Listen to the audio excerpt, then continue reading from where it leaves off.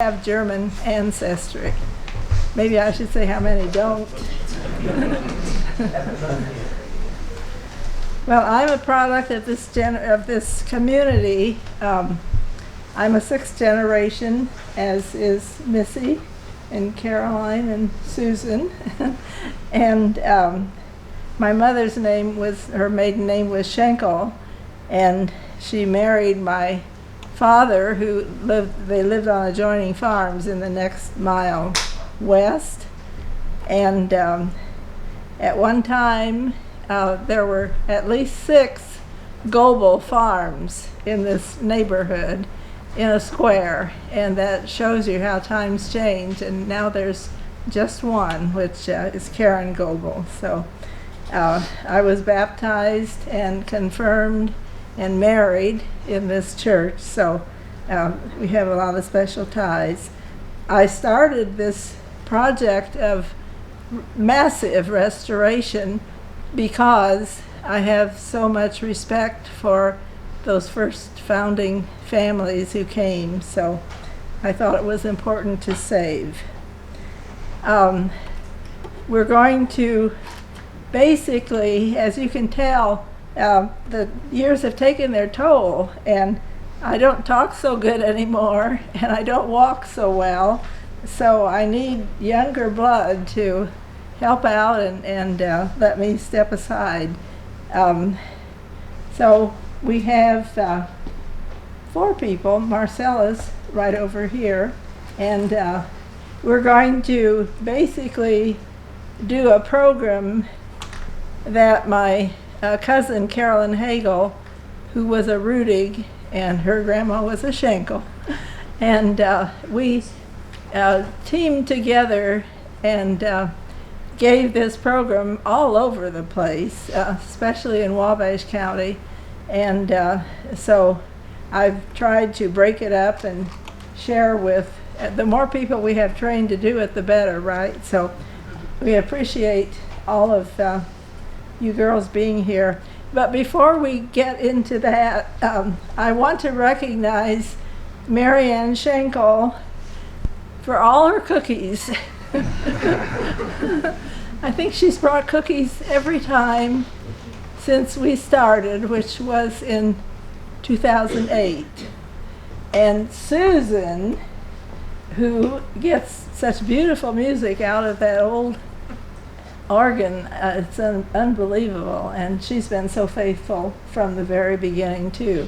I found the organ quite by accident and at auction, and it came from the Hopewell Church, which some of you are familiar with, and Jean Stratton Porter and her family belong there, and it's in the next mile. So I actually paid more for the organ stool than I did for the organ because people don't seem to want them too much anymore. So, and dear Mike Kiefaber, who does whatever's needed, especially to keep Susan from sliding backwards when she plays the organ. So we've had a lot of good people to help. So we'll just see how this goes. We've broken it up. Missy doesn't think much of my cursive writing. You know, cursive isn't taught anymore, so figure that one out, right? So anyhow, I'll let you gals introduce yourselves, please. And we're on our way. I'm Melissa Westfall. I'm a 6th generation descendant of Adam Schenkel. I'm Caroline Runyon, and I am Jean Grenon's daughter, and Susan Schenkel-Kiefaber. Okay, now where would you... Take it away, Missy. Do you want me to stand up or do you want me to sit down? You can stand. Okay. We're trying to record this, and thank you, Pastor Conrad, for doing this so that we'll have it for posterity. So I'm gonna start off talking about life in Germany. So life was rough. There were very many restrictions, including high taxes, crop failures, hunger, and continual wars back and forth between the evangelicals and the Catholics. During this time, during these wars, the pastor was trying to ward off some looters, and he actually got his hands and feet cut off. And 1/3 of the total population was killed as well, including 1,500 that were butchered at one time in Kaiserslautern. In 1848, there was a widespread peasant revolt, but unfortunately it failed, or unfortunately for them at least. So they began to feel very beaten down, depressed, and upset about that, of course. So they elected some leaders, and one of those leaders was Johann Jummer, and he was able to escape to America. And I will let you continue that, Velma Jean. Well, the peasant revolt failed, and so they were beaten down, and Johann, or it was Johann Gimmer, not John at that point, and they had to escape for their lives if they were a leader. And so he came first to Ohio. Many of these families came to Ohio first, and he wrote back to his town of Rutter, Germany, and he said, "I've found an evangelical pastor, and I butchered 6 hogs before Christmas." And that news was enough to bring half the town of Rutter to America. And then in my family, I have a great-grandfather who's Koehler, Koehler, and it makes me think he was probably a leader of the peasant revolt as well, because he came, but he couldn't go back. And the stories are that he was a burgomeister and left money, a lot of money, in Germany. And he hired 2 lawyers to go claim the money because he couldn't go back. And he never heard from either lawyer again. And so we assume that the lawyers just filled their pockets. So it was a very, very difficult time. So, Velma Jean, yes. fun fact, with the 6 hogs that brought half of the town over, Yes. if they would have known about Mary Ann Shinkle's cookies, the other half would have. One slight problem, she wasn't alive in 1848. Probably her ancestor was baking cookies, though. That's a good. Cookies, he comes back. That's a good point. Okay, Missy, what do you have next? Is On the list next, I have Caroline. it, okay. So me?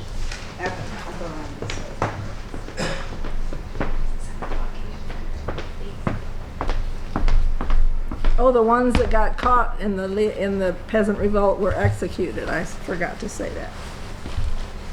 Okay, so I'm talking about the trip over, and they were wind-powered sailboats, and some of them were not seaworthy, and it would take anywhere from 3 weeks to 3 months for the trip over. They would run out of food, so a lot of them were starving, and they even talked about eating people. Well, they were desperate. They were trying to decide whether to butcher an older person who'd lived their life or a young one who might be more tender. So hopefully they never had to do that. No, but- another ship came alongside. Oh, okay, good. So that was just the one ship that had that discussion, not We all don't of know. them? It Oh, could okay. have been more, All because right. they'd get stranded, and if they didn't have a wind, there they sat. Okay. So they could only take one chest or trunk, and that was it, nothing else. And a Bible was one of the only items we know that they brought with them in our family. One story, the boat was sinking, and everybody had to jump to another boat. I can't even imagine doing that in the ocean.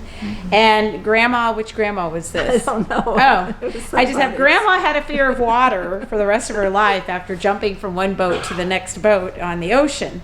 And then this is Great Grandma Ott, and she came as a teenager, and she had a very mean stepmother who would make her eat the meat fat.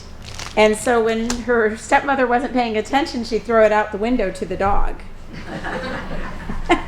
10% of the people died, and they were wrapped in sheets and then thrown overboard.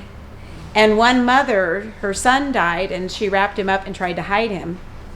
And then big fish started bumping the boat. Would those have been sharks or just I think probably sharks? And so the captain went around trying to find out. He knew somebody was hiding a body because they were getting bothered by sharks and had to take care of it. And then the first Hanselman, the Hanselman was Jewish and his parents died. No. No, The Hanselman they took in the boy Yeah. who was Jewish, whose parents had died. Strucker? Stetcher. Okay. So Conrad Hanselman took him in to raise him. And that came from Andrew Hanselman.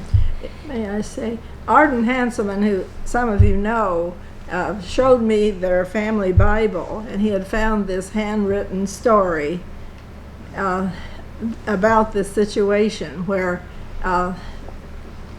the first person, whose name was Stetcher, Stecher, I guess that's how you pronounce it. It was a young boy, and his parents both died on the ship. And so Conrad Hanselman took this boy and raised him and gave him the name of Hanselman. And I'm not sure everybody in that family knows that, but I saw it written, and Arden was sure that was true. And so his original ancestor was actually Jewish, which is Wow. kind of a surprise. And then great grandma Bosch, Anna Marie, met John Ott on the boat, and they ended up getting married later on. The boat landed in New Orleans, and they had white slavery everywhere. It was very rampant. And a man chased her and another girl, and they kicked off their shoes and ran really fast to get away from him. They settled in Cincinnati, and they had an inn or a tavern, and then Grandpa was a brewmeister, and they had a Newfoundland dog. This story I love. He was trained to go to the butcher's with an empty basket and a note, and the butcher would put the meat that was being ordered into the basket, and the dog would come back with the meat and not eat it. But he would growl at other dogs that would approach him and try to take his meat away from him. And I always thought that was such a neat story. And then they ended up settling south of the church, and they had 5 children who lived, and at least 3 died, buried in the old cemetery. And one of them, the midwife, cut the cord too short. And another one cried 6 weeks and died. That's so sad. The baby with the cord. The others, I think, had diphtheria. So, And my grandma Ott was a wonderful storyteller, and so we treasure those stories. But 2 little boys had diphtheria, and they said they cried for water, and the doctor said, no, you shouldn't give them any water, and so they died. So and those are the stories you had for me. yes.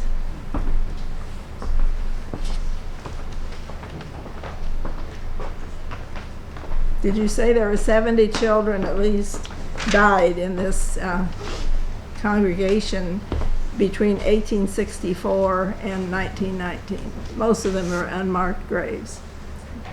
But Carolyn Hagel got the idea we should put up a little memorial stone for them. And we found a little boy and girl, and so that's out there now in memory of those children.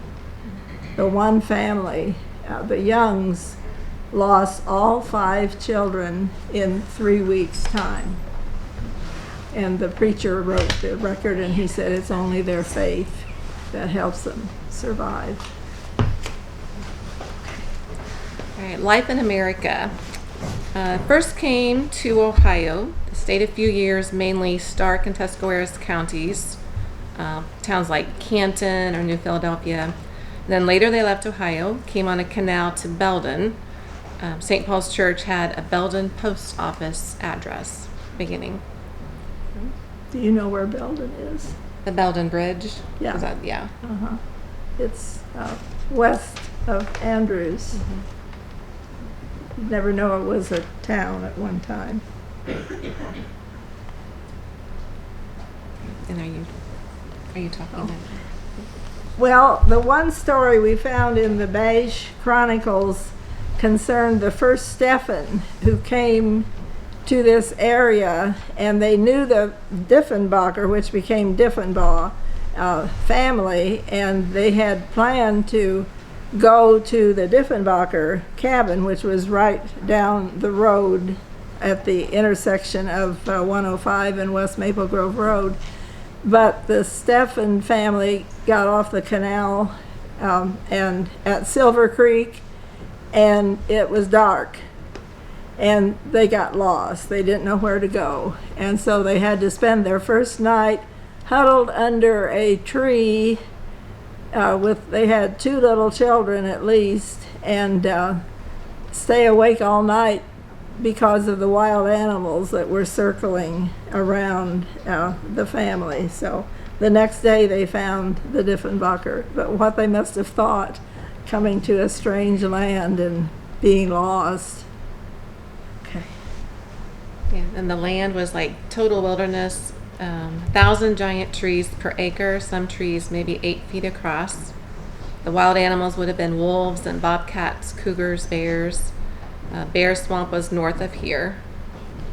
And then the wild hogs. Yes.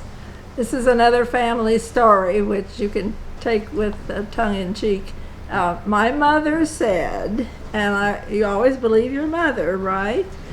And she said that her dad and his 2 brothers they settled in the first farm west of here, and there's a huge drop-off cliff in the back from the road, and the 3 Schenkel brothers would go back to this cliff, and the wild hogs would rush at them up the hill, and for sport they would grab them by the tusks and flip them backwards down the hill. So Marcella, did you ever hear that story? Oh, not till you told me. Oh. Now I've heard a calmer version. It's just because wild hogs are a force to reckon with. But then, who knows, for sport, they were rugged guys, so who knows what happened for sure. And the snakes, they kept the kettle boiling to kill them, fire in the fireplace, keep them out. They would snake the bed. House snakes would love to get in between the covers, so they'd have to, once they found a snake in the straw tick. I think that would be very pleasant. He felt movement all night when he was trying to sleep, and the next morning they investigated and found a big snake had gotten in with the straw. Now, clearing this wilderness was difficult. David Rudick, he was an engineer. He figured it would take 16 years to clear 80 acres. And then Uncle Charlie Shinkles said that Shinkles lived to work. He had a German name. I want to say Schwabe or something.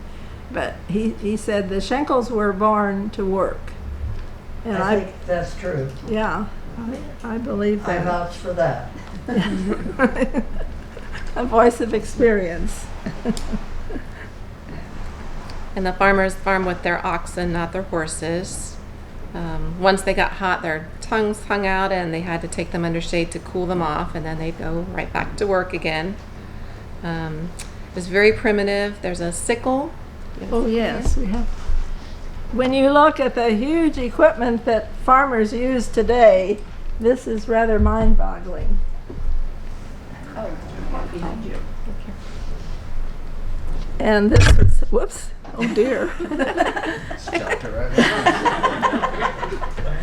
This was The violence. You didn't know I was violent, did you? Get this on camera. Anyhow, this was their first farm tool. And they would, once they could clear a small acre, or maybe not even an acre, then they would try to plant their crop among the stumps, which were huge.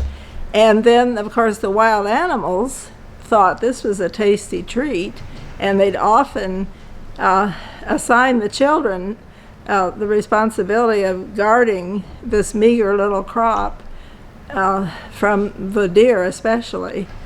And so this was it. And then they also had flails. We have one back there, but I didn't want to upset the arrangement. But that was a long stick with some leather thongs and then some smaller pieces of wood. And once they had a floor to take the crop in, this would be wheat and oats probably, they would use the flail and they would beat it to separate the grain from the chaff. So, and then next progress was the cradle with those long fingers and a blade on the one side. And as hard as life was, they still tried to have fun. And they had contests all the time to see how many bags of grain they could carry at one time. And they also had contests to see who could cradle a row of crop fastest. So this is, I mean, think about this the next time you see these Brian Eckert coming down the road taking all of the width and many others. So that's pretty mind-boggling. And the baby in the box? Story Oh, they about the keep a baby in the box to keep it away, keep the snakes away. They would take it out when they had to work the crops. So with this, they would have threshing rings, they would have a settle up night, big dinners, butcherings, homemade ice cream, lots of things to do together. And then the pig's tail? Yes, they were fun-loving people, and my grandma especially, my Grandma Goebel, was just a big mischief. And one time at butchering, all the community would come in to help with whatever was happening. And so the preacher was there at the butchering, and Grandma and her partner in crime was Ellie Goebel, who lived right up the road. And the preacher had a bad cough, I guess, and he kept a bottle of cough syrup. Whoops, I better not tell that story. Maybe I will. Anyhow, the better one was they got the pig's tail, and the preacher wore a long black frock coat, and somehow they attached the pig's tail to the back of the preacher's coat. And so he left the butchering and he went to visit some members, and he had a habit of pacing across the floor when he visited. And so there he was visiting and pacing, and the pig's tail was swinging back and forth. And the people that he was visiting tried their best not to laugh, but anyhow. And the other story, this man had a bad cough and he carried a bottle of cough medicine with him all the time. And they got some of the old sow's accoutrements and slipped them in the cough syrup. And so when he took a swig of cough syrup, he got a surprise. So those were just a few of my grandma's tales. Then you have the Indians worked for the Oh, Schenkels? Marcella, I think your sister told me that the Indians actually worked for the Schenkels, Yes. and they would never eat the food before the Schenkels ate it first because they thought it might be poisoned. So I hadn't heard that story, but it's interesting. So we actually already covered all of that, so we can move on to St. Paul's history. Oh, you didn't need number 5. Yeah, we already covered all of that. All right, and I will take her pen. The St. Paul's history, the German folk who settled here came mostly from the Tuscarawas County, Ohio, covered wagons, the Old Canal.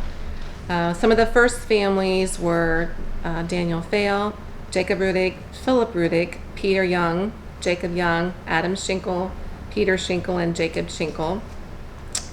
These pioneers weren't interested in just the material advantages of this country, but they were concerned about the spiritual aspects of life. So before 1850, they had a lot of itinerant pastors who held occasional services in the home, and another denomination already made kind of settlings here. And then a pastor who held a service in the homes, baptized 3 children, attempted to organize a Missouri Lutheran congregation, but our people had no Lutheran inclinations. So this pastor remained only 6 weeks. In the meantime, more settlers were added to this area. The Jacob Frederick Schmaltried, the Heinrich Wendell, George A., Jacob Nye, Frederick Spath, the Chris Diefenbacher, which was the Diefenbaugh, and then Nicholas Beale. So in the fall of 1851, this congregation, barely having built a shelter over their own heads, they met with Jacob Smallstreet acting as chairman, and they decided to build this log cabin church here. George Ade offered the acre of land, the present property of the church, and for $1, the offer was accepted. And after they chose this site, each man was responsible for a certain part of the work in the following spring. So log cabin church, the first one, 36 by 56, was erected on this place where this schoolhouse stands now. Reverend Herman Ron, who assumed office in June, he confirmed his first class with 3 students, Caroline Beale, Catherine Schinkel, and Elizabeth Schinkel. And he remained until 1853. Is that pretty good on that part? Yeah. Yeah. Okay. So the log church was on this very location. This where very here. the spot building here. is now. But think about 36 feet by 56 feet. Imagine the size of those trees. It's just really mind-boggling. Also, Marcella, can you remember when they had school ground? It was 20 acres diagonally across, part of Uncle Ted's farm. And that money was used to pay the preacher and the school expenses. And So I eventually, was told. what? I'm pretty old, but I don't remember that, but I was told.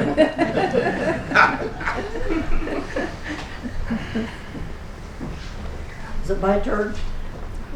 Not quite. Not quite. Then in 1861, they built a new frame church, a beautiful white frame church, which could seat 500 people. And they used that until 1917 when it burned. And someone carried the altar out all by herself when the church was on fire. And that was, My mother, yes, yes. she's a legend for, It, that's what Pastor Conrad uses today. How old was she? in 1917. She wasn't very old. I thought she was a teenager, Yeah, She was born in 1897. yes. And what Uh-huh. date did you say? 1917. 1970. but that's what adrenaline does for you. Yeah. Because it's a big altar. And she was a little woman. I mean, she wasn't really what you would say large. Okay, Salt, I'm up. walnut. All right. Okay. So by 1887, it said they were still using the log school. So were they using the church as the school too, or Yeah. okay? But it was deteriorating, and they had no money to replace it. But appointed by my great great grandfather Louis or Ludwig Schinkel. Goebel. Oh, Goebel, sorry, Ludwig Goebel and Philip Young. They looked at money availability.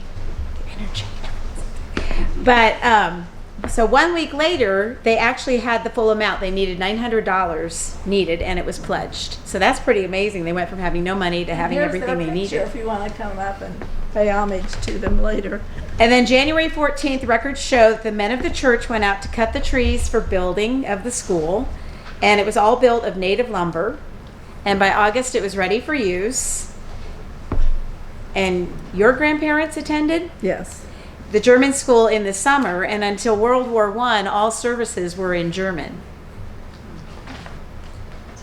And that's all I have. And in 1983, I interviewed the last students who had attended the German school. And we sat in the basement of the church all Sunday afternoon, and they had more stories to tell, and I have the tapes of those stories. And while I'm thinking of it, Alma Bechtel Connect had somehow arranged for me to get these original benches that were actually used in the school. And I kept dragging them around and not knowing what I was going to do with them, and all of a sudden I had a use. So that's pretty special. But they told a lot of stories and a lot of, and I'm so thankful I did that. And it got late in the afternoon, and I was afraid I was making them too tired because they were all in their 80s. And I think I was completely wrong because they were having a ball recollecting all the stories and things that happened. And the one thing, some of you remember Glenn Rudig, and he told a funny story about one day in German school, the girls decided, there must have been more girls or they were stronger or something, but they decided to push the boys out of the school and not let them in. And so most of the boys went home, but Glenn thought he'd try to get back in the school. And he got his coat caught on one of the shutter hooks, and so he was hanging on the shutter hook outside the window. And then his story was that, I can't think of her name right now, but he said she was a rather stout girl, and so she finally took pity on him and got him off the hook. And maybe that's where that expression came from. I don't know, but anyhow, that was one of the funny stories. So now Marcella. And Marcella is a treasure trove of of stories and information. And I thought we had enough chairs, but I was wrong. Unless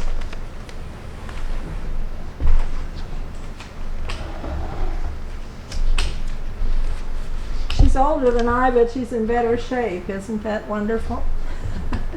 Do I need a chair? Yeah, well, if you don't need If I it. sit down, they won't see me. I know. I'll think there's a fake up here. Stand on the chair. You can stand if you Well, I just as leave stand here so I can see better. I can't see very good at all. We lived on adjoining farms, and we used to run around together, and we had lots of fun. Literally run. That's Start not a figure of out by speech. telling us when you used to play with Hiawatha as a child. Yeah, I've been accused of that. But Velma Jean wanted me to talk a little bit about some of the older things that happened before any of you grew up. How many in here could remember coming to church and having a sermon in German?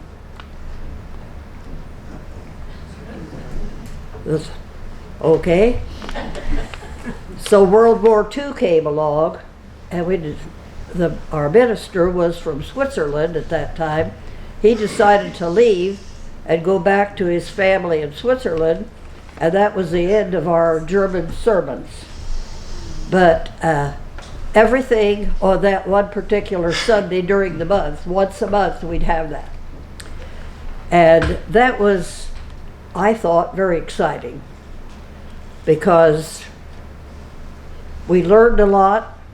It was different, and I like things different and some excitement. So it was exciting to me, and I was just a little tot, not very old. But that is part of our history, is our German church. And we're still known as the German church. Velma Jean wanted me to talk a little bit about the baptism of our children, which was a very serious thing that we had to take and make promises. And usually it was an infant baptism, and the parents would take an oath that they would instruct their children in the Christian way of life and bring them up to be good citizens and good Christians. And most of the time, you would have a sponsor that accompanied your family with the child and the parents, and they would also take the oath that they would be responsible in the event of the parent's death to raise this child in a Christian manner. I think that's kind of gone by the wayside a little bit, not saying that we don't raise our children right, but we don't take that oath in front of God in his house. And the congregation also had a part of the ritual, and in that they promised to help raise the child, give the child a Christian upbringing. And it was like we all were family. And I always felt like I had all these parents who would watch me and take an interest in my life. And it was just very special and very sacred. And then when they reached the age of, 13? This is when we started. Well, but Jean's telling all these stories, and let me tell a little story about her.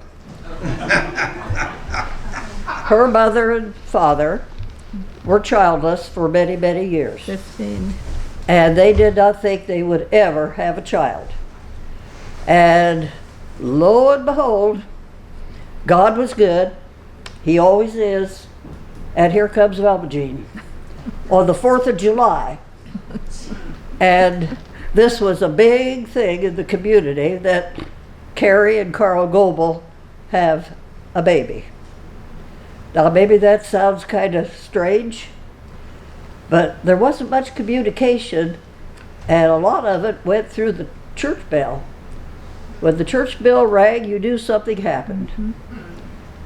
And it could be a fire, it could be a birth, it could be a death, but somebody then would relay the messages around. Church bell rang, so the word was spread. I'm not as old as the church, but I've been here a long time. And from age 13 through 14, you went to catechism. And you went for 2 years. And your catechism began with the history of our ancestors living in Germany and the life that they had and the reason they came over.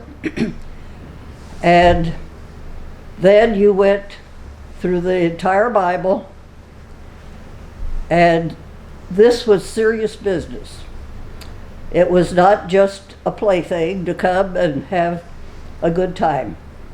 You took it very seriously, and I see a lot of catechism kids in here. At the time they were kids. So that was very important in my life. And this community and this church, I always felt like was my foundation of where I was going to be and what I was going to be in life. And I think there's a reason that St. Paul's is still here.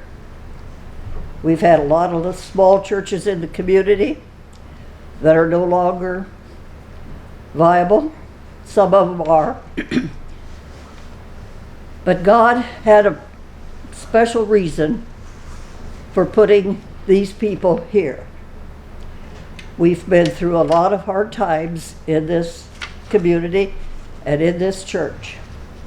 Has not always been like it is now, but we always made it because we had faith and we were taught the correct way to honor our God. And we have an awesome God. And regardless of what has happened in the building, the people were faithful. And I won't go into any of the reasons, but keep in mind that right now we're on a high point. And I remember the low points.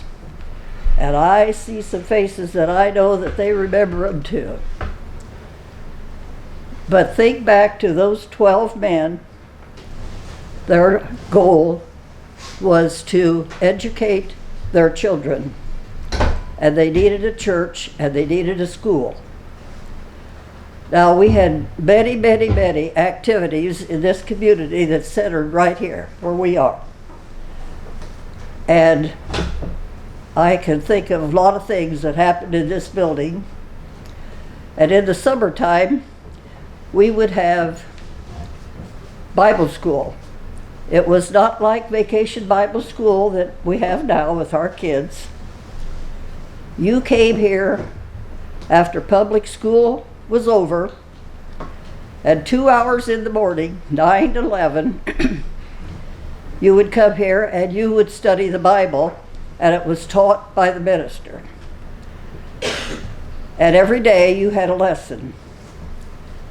So you learned a lot of things about life connected back to biblical times. And that was my foundation. And I just grew up down the road. My great-grandfather homesteaded a farm. And then I moved there when I was 5 years old. So we just ran down here to Bible school.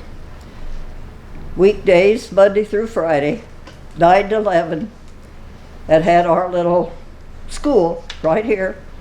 And we had anybody that was in school age and up through high school, and we all met right here. There were no sections of older or younger, and we all took the same lessons and learned the same material. Very important. And then other things that we had were community activities. And this schoolhouse, just about everything took place in here. And we used it for potluck suppers. Had a lot of those. Here's a picture of And here's a picture of it when it was all that's it. all set for. So I don't know how they got so many people in here, but it's pretty amazing. We had some fantastic cooks in this neighborhood, Oh, let me my. tell you. Their potlucks were the best ever. Can't beat them. No. And then we had a women's guild. And now, too bad that women have to work, you know. We all worked, but we did one day a month, we came to Women's Guild. And the Women's Guild was in charge of keeping the church maintained as far as cleanliness. And we would appoint families that would be weekly janitors, but sometimes they didn't get the job done. So we always had a spring house cleaning and a fall house cleaning for the church. And a wonderful potluck. Yeah. Everything centered around food. Not so much anymore, but there are several times that we could tell we were eating too much. And then we had ice cream socials. And those were big things, and they were out here in the parking lot. And we didn't always have homemade ice cream. We bought it from Seal Test in Huntington. But it was a big thing. And the ladies they'd make the most beautiful cakes you could imagine. Your mother especially, Sue, I remember. And those kinds of cakes. then whatever cake we didn't serve to the people that came to eat ice cream and cake, they would have a cakewalk. And we had some music, and I don't remember where that came from. But as when you would carry your cake, and wherever the music stopped at a certain place, you got that cake. So that was always a lot of fun. And then that back window back there, on the inside of the building, we had little trinkets wrapped up, and we called it our fish pond. And I think for a nickel or a dime or something, you could come and you could go fishing. And somebody in here would hook a gift on the end of a fish line, and they'd pull it out the window, and then they had a prize. And the kids would stand in line waiting to get into the fish tank. So there has been a host of activities that I probably can't even tell you in one evening. But I do want to know that we always had a youth group, and they were active, and it was not as intense as it is now to taking trips and so on and so forth, but we had a lot of good young people that came for youth group, and when I was in youth group, we had Silver Creek and Bethel, and we would invite them, and that made our group bigger, and it was more fun, and you got to meet different people. So the youth group was very active and helped along with church activities. Is there anything else you want me to talk about? Well, along with that, Chris Schenkel told me shortly before he died that he remembered riding his bike over from Bippas to take his confirmation lessons here in this building. And for our confirmation, we had to memorize a number of questions and answers.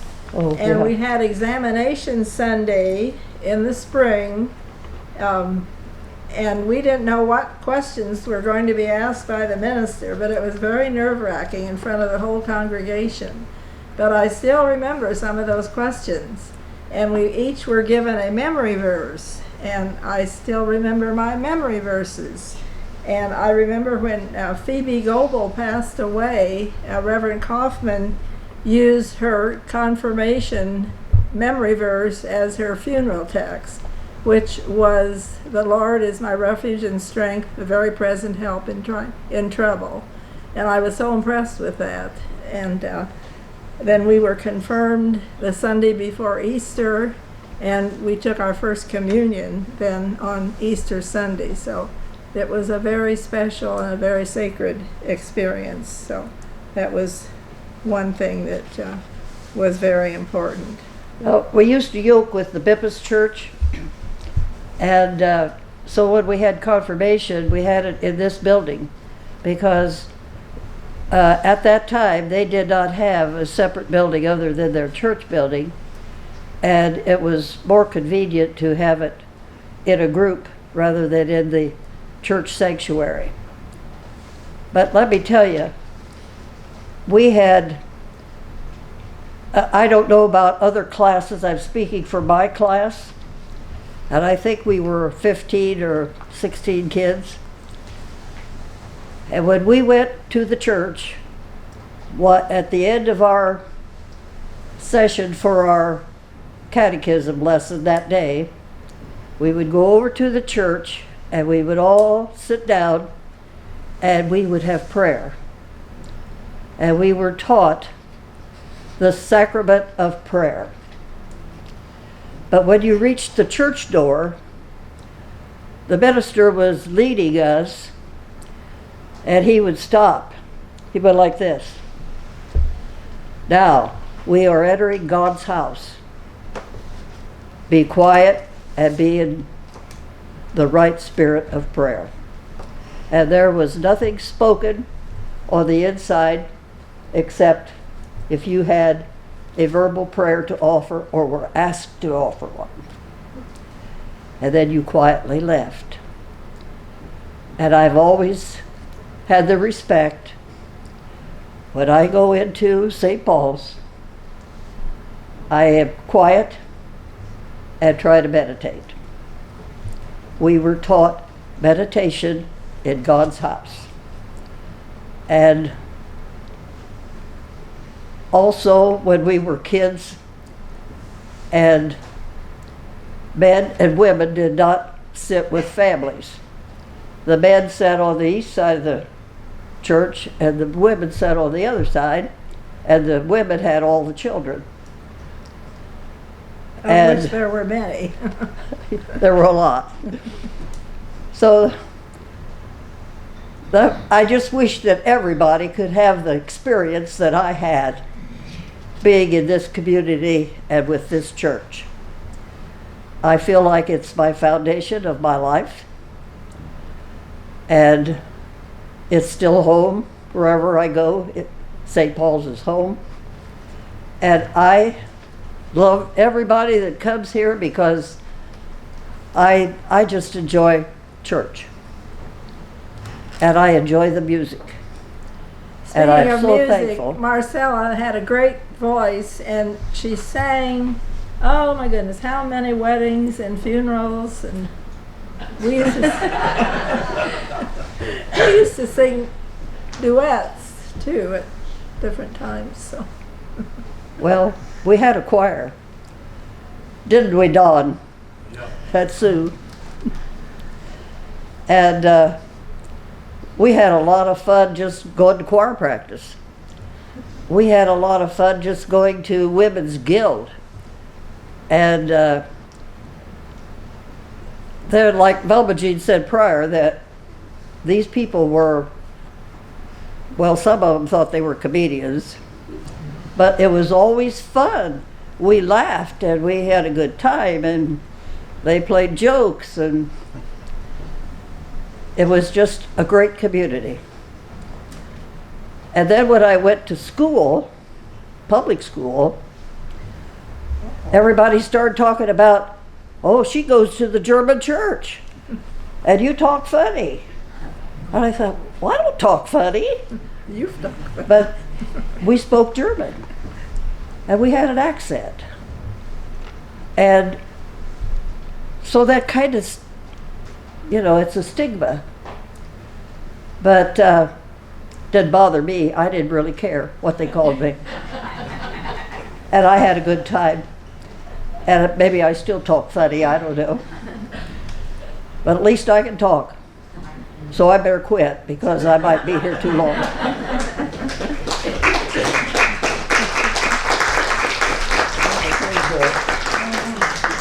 Move my chair. She needs her cane, Mom. Oh, I What's see. on the chair? Why don't you go around the front? No? Just walk through here. I I'll do follow want to somebody's tell one story that has to get in, and this came from, well, here's my group that we had the interview with, and they told a story that I had never heard before, but it was the time the Ku Klux Klan came to church, and the choirs were, I don't know if you joined choirs, but you invited all the area churches to come on a Sunday evening for a cantata. And they were singing away in their cantata, and all of a sudden there was commotion in the back of the church, and here came all these men with white robes, and you know how they had the pointy things covering their heads, and they marched down the aisle, and they wanted to give the preacher, he was conducting the choir, and he didn't know what was going on, but he could tell from the expressions on the choir's faces that it was something. And they wanted to give him a check, and he refused. It was Reverend Eisen, I believe, and he wouldn't take the check. So they turned around and shuffled out of the church. But these wonderful people said that Joe Bechtel was supposed to sing a solo. He had a wonderful voice, but he was so scared he couldn't sing. And so Hazel Slagle knew his song, and so Hazel sang Joe Bechtel's song. But then the song they were singing was Angels with Their Wings Unfurled. And some of the people later said they thought that the Ku Klux Klan was part of the cantata because they were singing about angels with unfurled wings. So I love that story. So Missy, you're up. Please. So, as Velma Jean and my grandma both said, the German language continued to be spoken for services here all the way through World War I. and it was really hard for that to be a change because we were the German church, and so that's what we knew. That's what was expected, I guess, almost, or what they were used to. So they even had one preacher that had to leave because he just couldn't preach in English. And Hayden Schinkel spoke English until he went to public school, and then he spoke German. I meant German. He didn't know German. I mean English. Let me slow down. I'm sorry. He didn't know English until he went to the public school is what I meant to say. I'm so sorry. And then there was even one little girl who, went into town to buy some thimbles, and she asked for fingerhoots. And, I'm sure they were very confused when she asked for those and had no clue what she was talking about. And Velma Jean will expand more upon the German language and how that continued here. Thank you. Caroline, did you have more? Yep, I'm done. Oh, that's all you? Okay, well, we're almost at the end. I have a picture of Reverend Galster, and he was the evangelical preacher in Ohio that Johann Gemmer had gotten acquainted with. And then they called him to come over, and he had so much religious fervor that he arranged for 3 of my great uncles to become ministers, and he arranged for them to go to the seminary in St. Louis, Missouri. So we have a lot to thank Reverend Gall. And then he also is responsible, supposedly, they said he would put on his high top boots and go through the wilderness and blaze a trail to Bippas to found your church, and then also to Urbana. And so he must have been quite a guy. And let's see, what else have we not said? We've said a lot. I think we're about done. The centennial that we had in 1951 was a big blowout occasion. They had church services every night for a week. The president of the denomination happened to be Reverend Louis Goebel, came from Chicago. They just had, it was incredible, the crowd and all of the celebration. And then getting back to this building just briefly, it had been heavily used for years until the Family Life Center was built. And then it became a wonderful repository for anything they didn't know what to do with.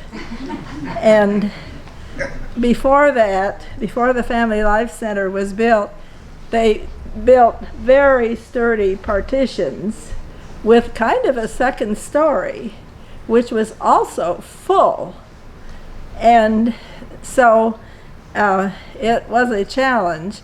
The other thing that had happened was the roof was bad. There was a big hole in the roof where the water would just pour in anytime it rained, and you could go outside and pick a brick of your choice anytime, pluck it out of the wall, because the tuck pointing was bad. So I undertook to try to save the building, and the timing was really good because there were still people living who had a closer connection. And so I sent out letters and was able to get to hear from 70 people from a lot of different states, and we raised $15,000 to restore the building. And then the old cemetery looked so bad that we raised another $9,000 to repair and restore a lot of the tombstones. So this all was hopefully a continuation to the grace and glory of God and the memory of these ancestors. And so life goes on, and we've had programs since 2008, especially at Christmas. We try to repeat the German Christmas customs. So that concludes our program, I think. Oh no, just hold on. Yes. What can we learn from these German settlers? The first thing, I think that Bible verse, be strong and of good courage, because they had to be tough, strong people to face this wilderness.